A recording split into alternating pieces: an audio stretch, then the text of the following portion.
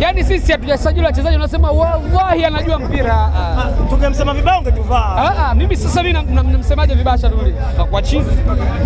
Sasa Shalulile akipiga kichwa hapigi kienda huku kinaenda huku. Sisi hatuwapii eti wallahi Shalulile anajua mpira. Mtamuona mwenyewe. Bado mnaela benki. Sisi hela tunatumiaga. Sio maua, tungefunga bustani.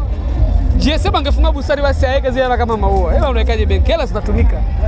Kwa hiyo tutarajia bado kuna mengine maajabu mengi tutayaona. Kwa sababu hela bado big surprise today. Hatujamaliza usajili bado.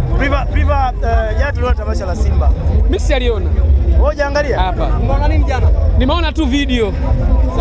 Yaani mtu anafunga goli mpira umetoka kona upande wake. Boss bajalo mama tule goli. Hiyo ndo nimeona. Hicho tu Priva. Kichwa goli siliko huko. Imeenda kwa kona upande wake. Hiyo ndo nimeona. Ile post umesema ya mwisho. Nyingine nimeona kuna gari inachafua hali ya barabara. Inabidi serikali pia ingilie kati. Kuna gari? Ule moshi unaweza kusababisha madhara kwa taifa. Haujamwona yule Simba akimkandamiza chura? Sijaona kwa kweli. Simba? Hapa. Kuna kitu kwa kinaminywa na Simba pale. Hapana, sijaona. Unaona mtu anapiga na Simba wake. Sisi watu hatutengenezagi video.